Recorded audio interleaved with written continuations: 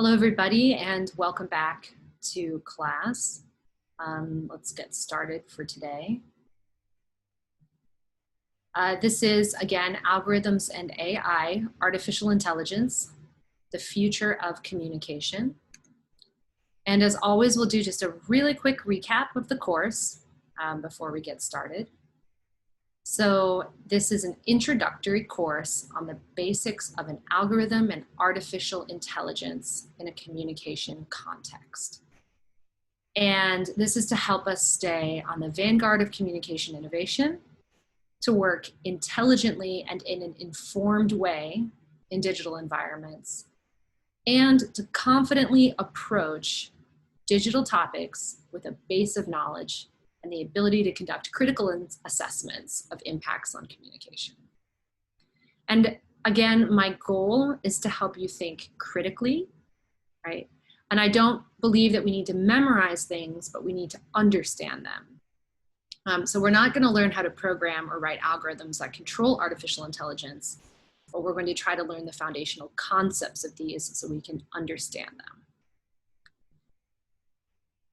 All right, let's jump to today's topic. In the last two lectures, we reviewed the foundations of algorithms and artificial intelligence. In today's lecture, we're going to look at artificial intelligence's impact on the world around us. So AI has influence on so many different aspects of our life. But we are going to focus specifically on its influence on communication. So the point of today's lecture is to get a broad overview and understanding of how AI influences communication and has changed communication. We'll get into more specifics later. A point of clarity, I am not talking about communication engineering, which is the umbrella term for engineers who specialize in electrical systems and telecommunications. I'm talking about communication, the social science, the flow of information, the sending and receiving of messages that influence human and social behavior and human and social outcomes. We'll get into this a little bit more right now, so we're all on the same page about communication.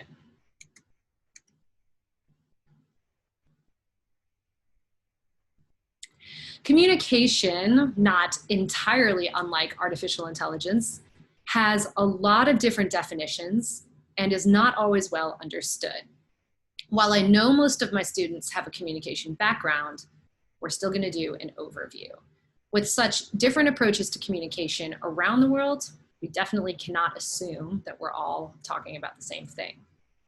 So I have never found one single definition that encompasses it entirely, but here are several common ones. The imparting, exchanging, or receiving of information or news. A process by which information is exchanged between individuals through a common system of symbols, signs, or behavior. Or something imparted, interchanged, or transmitted. Right. I'm not so interested in us right now spending a long time debating where exactly the boundaries of communication start and stop, or what exactly the right words are to use to define it. But for us to just get the general sense of what this means, because communication is so big and broad and inclusive, and it encompasses so many things in our lives. And the reason why it matters, and this is what I do want to focus on more, is the reason why it matters so much, okay? So communication matters so much because the imparting, interchanging, or transmitting of something, a symbol, a sign, or behavior, is what informs our values and beliefs as human beings. So what we value and what we believe in is a result of communication. We establish these beliefs built on what we receive from our environments. So the reason why you're watching this lecture or the reason why you're in this class is because you've received some forms of communication that have made you feel that this has value of some kind. Communication is not necessarily words. It can be images or songs. It can even be touch or looks or sounds or colors, messages of any kind.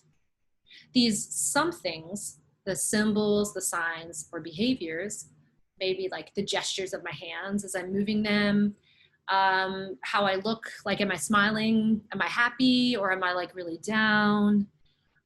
These are imparted, interchanged, or transmitted right now through the screen.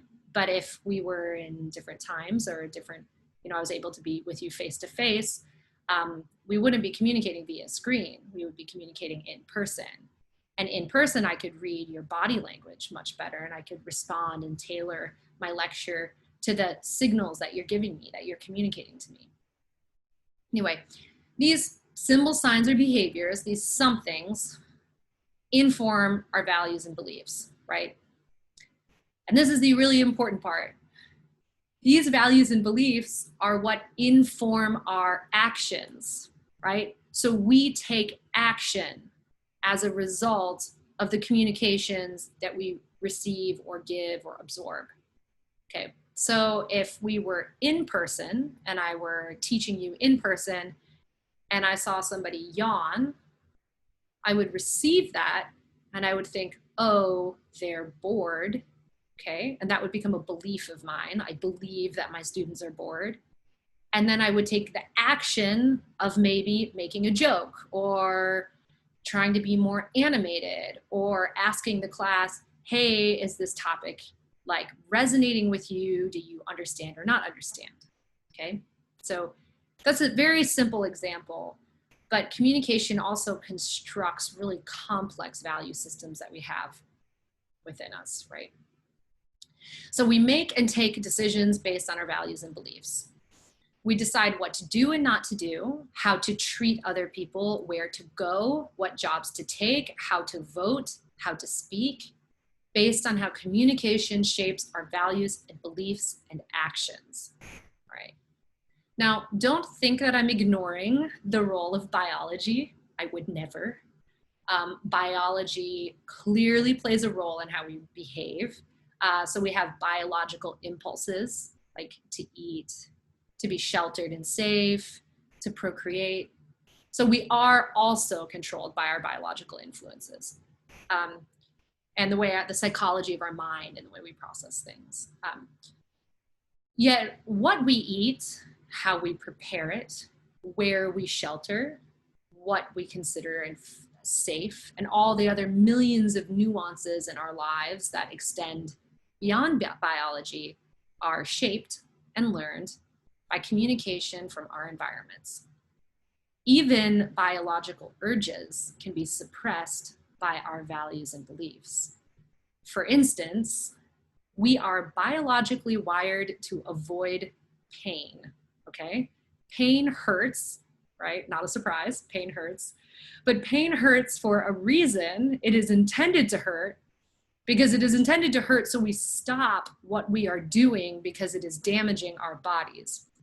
So it's a self-preservation mechanism that is literally wired into our bodies. But due to a person's beliefs, they may actually override a biological pain response to do something they believe in or value.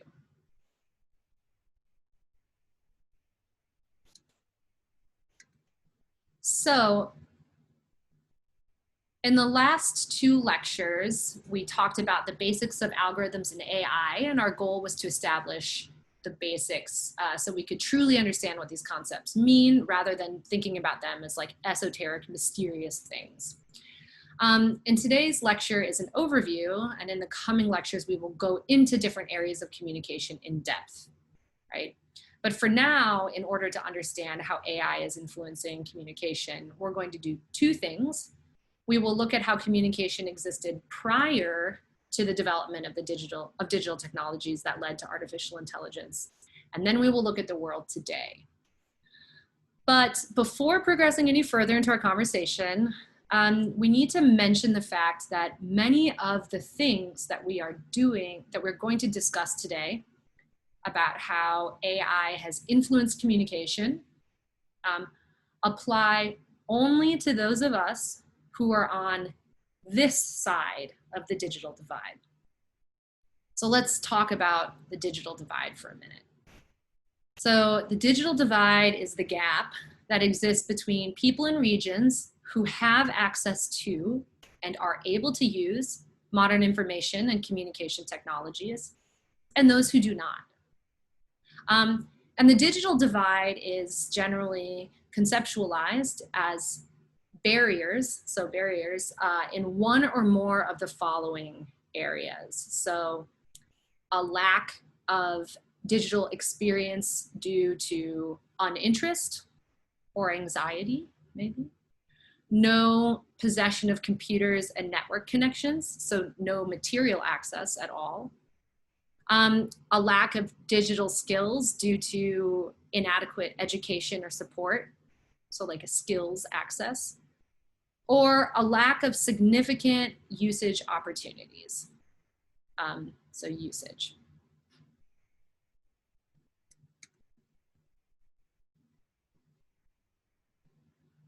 As of 2016, so several years ago, but not too long ago, the World Economic Forum reported that more than 4 billion people, mostly in developing countries, still did not have access to the internet.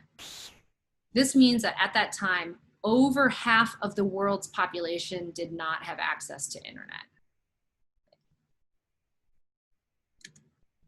And a lot of our students in class are from Colombia. So this is reported by the Ministerio de Tecnologías de la Información y las Comunicaciones, right? And they report that as of last year, 2019, half of Colombians were reported to not have the internet.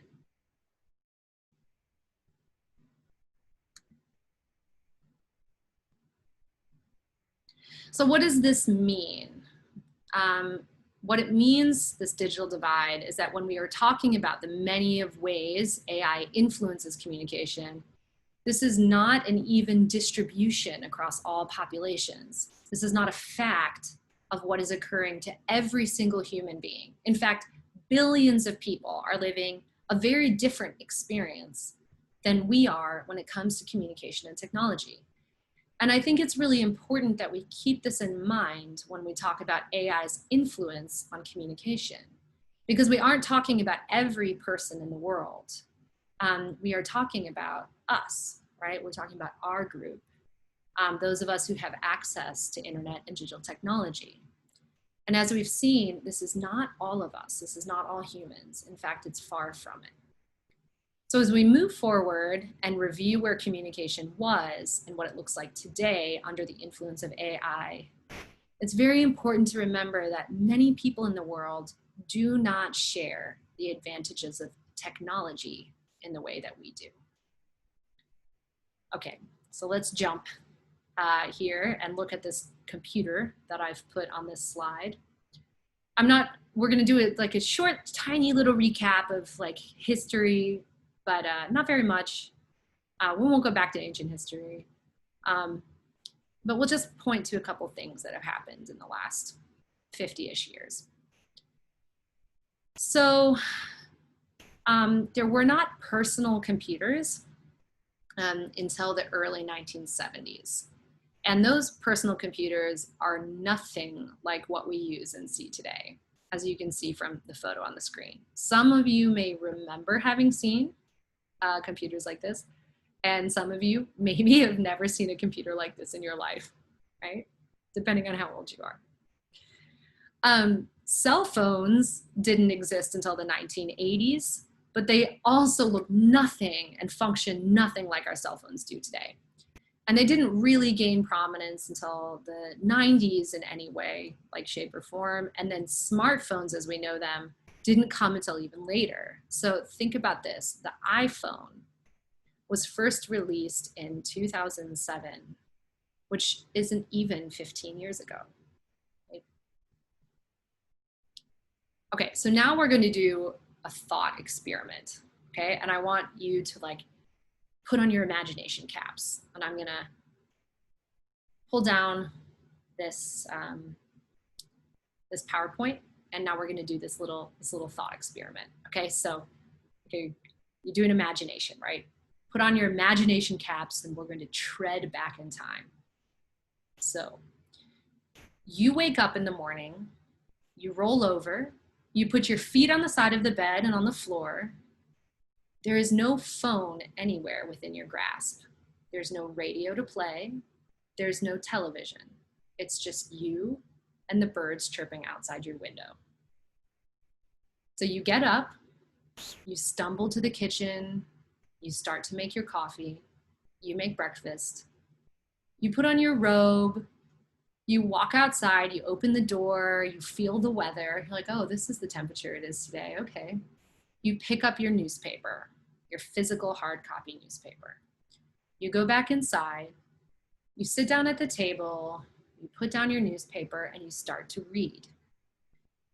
Everyone else in your neighborhood, in your city, and maybe even the country is reading the same newspaper, okay? And you flip through the newspaper, you're like flipping through it, and you're looking for any articles that are interesting to you. Nothing immediately jumps out because you happen to be deeply interested in knitting, fly fishing, and the library reconstruction downtown. You're looking through the newspaper and you're like, ah, dang it. There isn't really any article on knitting or fly fishing or the library reconstruction downtown. I guess I'll just have to read some other articles. So there's one on your city's politics, there's one on a foreign war, there's one on your local hospital. Since you have nothing else to do, you read the articles. And you're surprised to find that you learned something you hadn't expected about the hospital that's being built. And you're like, ooh, I cannot wait to go across the street when I get home from work today and talk to my neighbor Carla about what she thinks about that local hospital. So you fold up the newspaper, you put it down, you get dressed, you go get on the bus, you get to work. You say hi to your colleagues, you go pick up your mail, your physical mail from your little physical mailbox at work. You read the mail you received, you work through the morning, then you go to meet your friend Juan for lunch. You and Juan always meet at exactly 12:30 at the restaurant downstairs. But Juan is not there, okay? So you sit there and you're just waiting and Juan doesn't show up. So you eat alone, and you wonder where he is, and you think, I wonder what's going on with Juan, I wonder if he's okay. You chat with the waiter a little bit, you chat with some of the other customers a little bit, and you figure, okay, don't know how to get in touch with Juan. I hope he's okay. I'll just have to wait until tomorrow to see how he's doing. As you walk out of the restaurant, you look up and you see an advertisement on the wall for a vacuum cleaner. But you don't have any carpet at your house, so you don't need a vacuum cleaner. So you just shrug, look away, and you go back to work. And your day goes on like this. All right, that's our first thought experiment, okay? Now, let's fast forward to 2020, okay? So this is today, right? We're back in our own lives today. You wake up in the morning, you roll over, but you don't get up. You just reach over and you grab your iPhone. You scroll through your iPhone and you open Spotify, and it starts to play music that you kind of like, right? Because you listened to this Beyonce song yesterday that you really love, and they're kind of playing music that they sort of think is similar, so you kind of like it. It's okay. You don't love it. It's okay. Oh well, keep listening. Then you pull up your social media accounts. Ooh, look at all these posts on knitting. So many posts on knitting. I love knitting. Look at that cool pattern. Oh, what's that? Is that an ad? An ad pops up. Oh, it's an ad for beautiful yarn. man, you really need to have that yarn. Okay, you click on the ad for the yarn. You're like, oh, it's a little pricey. So you open up your Amazon app. You see if there's a cheaper price for the yarn. Sweet, you found the yarn. It's cheaper. You add it to your basket on Amazon. You're like, I don't know that I need the yarn. Okay, but you just put it in your basket. You pop back over to your social media apps. Check out some pictures of your friends who are fly fishing because you love fly fishing. You feel a little bit jealous. You're like, why are they fly fishing and having a good time? And I'm just like laying in bed and have to go to work. Okay, well, wait, you realize the time. Okay, you put your feet over the side of the bed and on the floor. You don't hear the birds chirping over the sounds of just a little off music that Spotify is playing for you. You get up, you stumble to your kitchen, you start to make coffee. Alexa, what time is it? You yell. It is 7:44 a.m., says Alexa. You have 16 minutes until you need to leave. Dang it, you mutter, like you spent too much time on social media. So you grab your phone, you pull up Google Maps to see if it has noted any traffic on your route to work. There's a 6-minute delay. Okay. You get dressed, you go get on the bus, you get to work, you say hi to your colleagues, you sit at your desk, you open your email. Your email automatically prompts you to answer 7 emails from 3 days ago that you had ignored. It's so distracting. Okay, you click on them and you hit all the recommended auto responses. Okay, because there's like recommended auto responses to the emails and you just click them and you send them off. Okay, you're done with that. So then you work through the morning and it gets to be about 12:25 and you want to go meet your friend Juan for lunch. But before you go, you text him, you say, hey Siri, text Juan. Siri responds, what would you like to say? It's really funny. I said, hey Siri. Here's your message. This is really hilarious. I said, hey Siri, text Juan, and my phone, like Siri responded and started to send a text message to my friend Juan. Wow. Anyway, Siri responds and says, what would you like to say? And you respond, hey man, we on for lunch, question mark. And like 2 minutes later, you get a response, no dude, I'm sick, go without me. And you're like, oh no, Juan can't come to lunch, okay? But you don't want to go without him to that place. So you open up an app to look for recommendations for other food venues based on your preferences. And you love Indian food. And says that there's a food truck 2 streets over with Indian food you might like.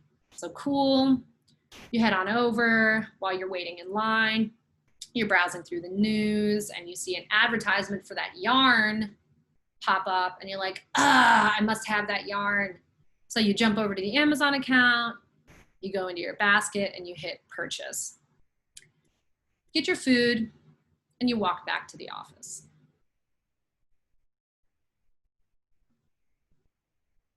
Okay.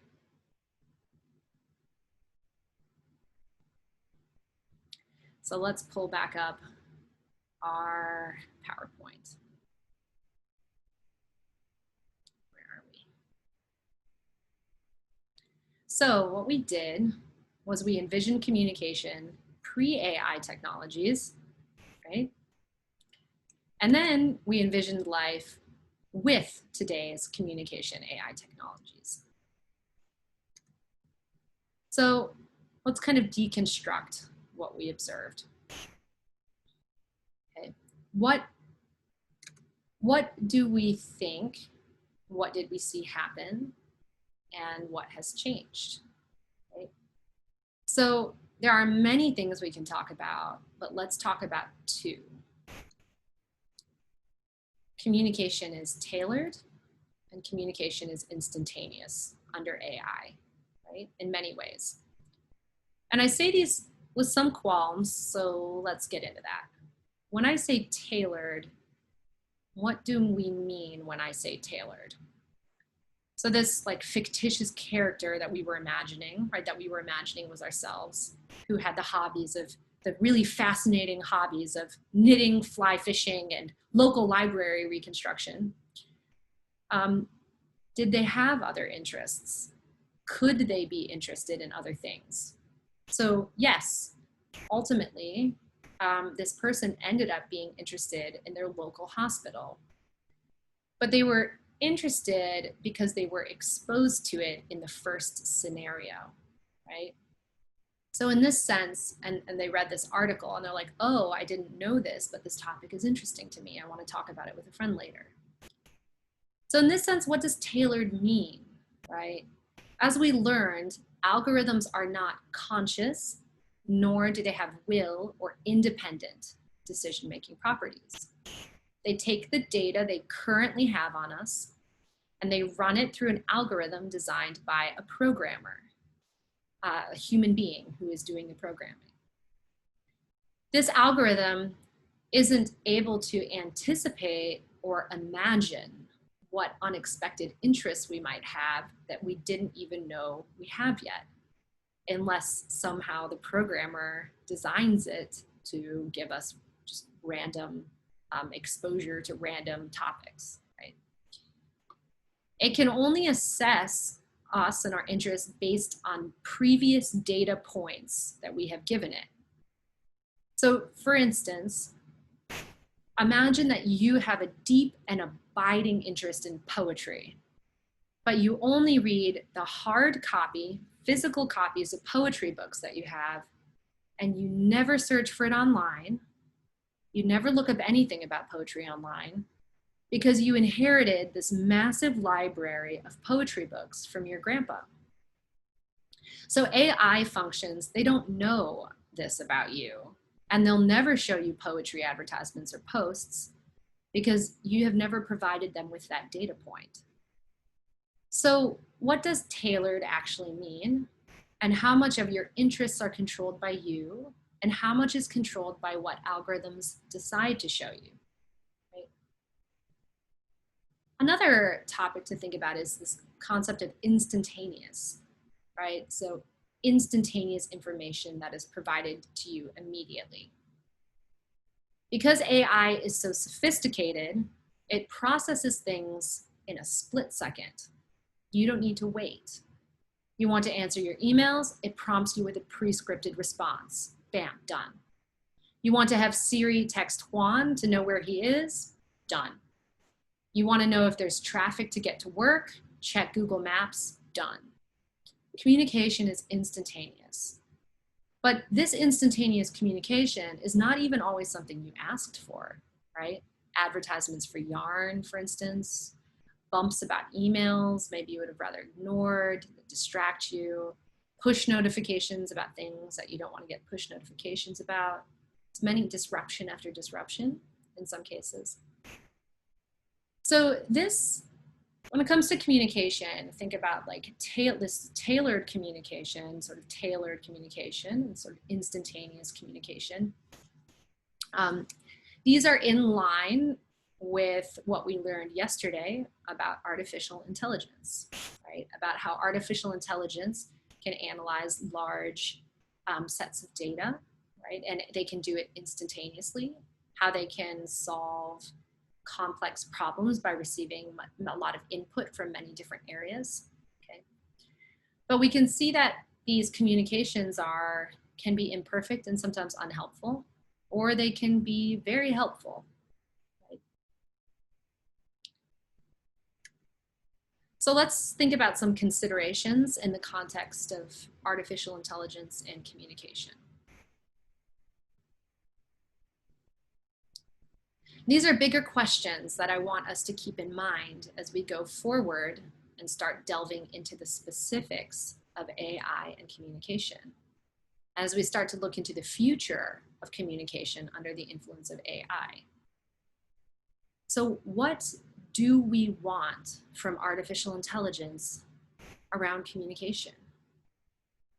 Is artificial intelligence, is AI technology is giving us the communication that we desire? Is it improving our communication? Is the communication it's giving us making us more effective? Is it making us happier? Right. The second question is, do we think that AI-driven communication is right and ethical? So do we think that artificial intelligence communication and artificial intelligence's influence on communication, is it right? Is it correct? Can it be done better? Is it going in the right direction? Is it improving things? Or is it not? And then a third question is, how can we innovate? So what can we build through AI technologies that will improve communication in exciting and responsible ways? Can we use AI technologies to expand people's worldviews rather than narrow them? Can we find ways not just to expose people to things that already interest them, but maybe broadening people's exposure to different ideas and interests? Is that right? Is that something we should do? Can we use innovation to help connect people rather than distance them?